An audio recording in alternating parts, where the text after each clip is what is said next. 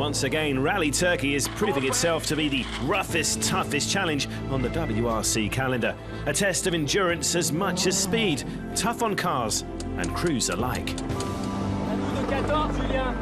Rally Turkey is by far the toughest, most demanding challenge of the entire championship. And believe me, I experienced it myself last year. In World Rally, we need to be more than a driver.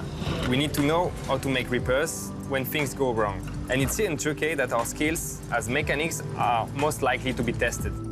Last year, we damaged the front right suspension.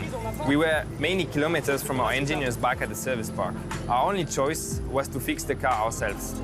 Yeah, I'm with you. So this is what we take here to go out in Turkey. As you can see, there is a bit of everything in there. Some small tools like spanner, even a hammer. Well, if I have to use this one, that's not so good.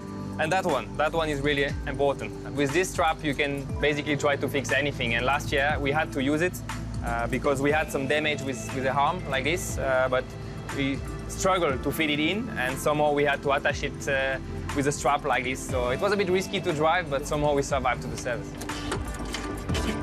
On top of these tools and the suspension arm, we're going to have probably to carry more spare wheel than usually because the puncture risk is very high here.